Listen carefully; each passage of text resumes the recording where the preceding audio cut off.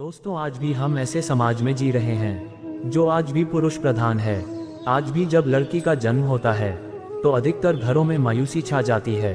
और मित्रों, यह और कुछ नहीं बल्कि हम मनुष्यों की अज्ञानता है। लड़की को कमजोर समझते हैं, परंतु आपको जानकर हैरानी होगी, लड़की का जन्म हर किसी के घर में नहीं होता, बल्कि उसी के घर होता है जो भाग्यशाली होते हैं और पुण्य कर्म अर्जित किए होते हैं।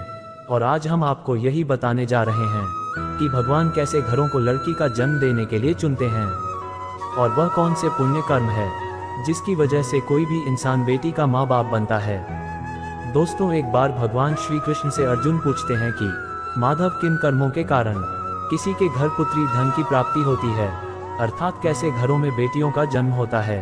तब श्री कृष्ण अर्जुन से कहते हैं, हे पार्थ, अगर किसी के घर बेटे भाग्य से होते हैं तो बिटिया सौभाग्य से, और जो भी स्त्री या पुरुष अपने पूर्व जन्म में पुण्य कार्य अर्जित किए होते हैं उन्हें ही एक बेटी के माता पिता होने का सौभाग्य प्राप्त होता है। बेटियों को जन्म के लिए उन्हीं घरों को चुना जाता है जो बेटियों का भार सहन कर सके, क्योंकि तीनों लोकों में स्त्री अर्थात बेटियां ही ऐसी होती है जिसका भार हर कोई सहन नहीं कर सकता।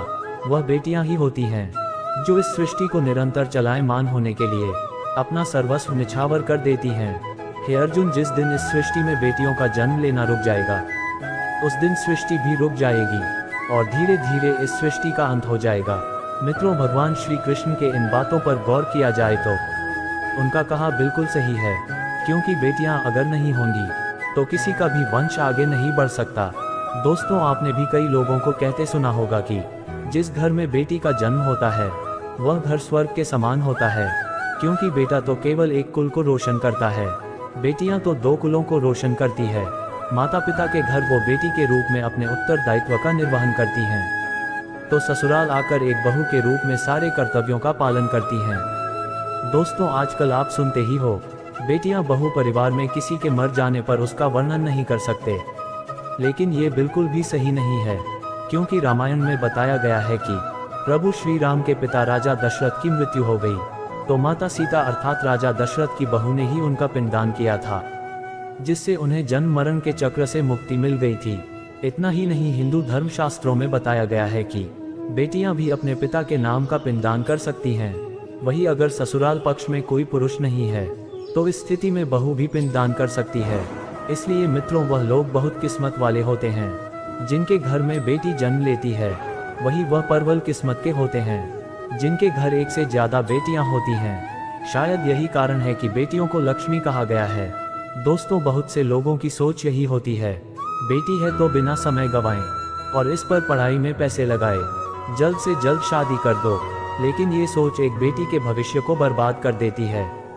जरा सोचिए, एक बच्ची के मन में कितने सपने होते हैं, उसे कुछ करना है, लेकिन ये सपने सिर्फ सपने ही रह जाते हैं।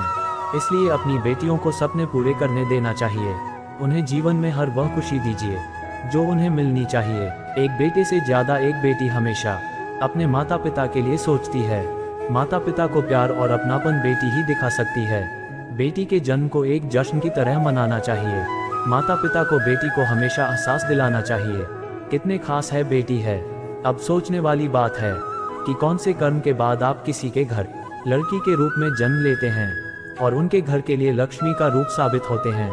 गरुड़ पुराण में बताया गया है कि जब आत्मा को नया जन्म मिलता है तब आत्मा को शरीर के अनुसार व्यवहार में चलकर अपने कर्म करने होते हैं। शरीर के जरिए कर्म करके ही एक आत्मा अपने जन्म के उद्देश्य को सार्थक भी बना सकती है और निरर्थक भी। यदि कोई पुरुष महिलाओं का आचरण करता है, स्वभाव में महिलाओं वाली आदतें ले आता है या वही काम करना चाहता है, तो ऐसे ही पुरुषों की आत्मा स्त्री का शरीर धारण करती है। वहीं गरुड़ पुराण में बताया गया है, यदि कोई व्यक्ति मृत्यु के अंतिम क्षण में किसी स्त्री को याद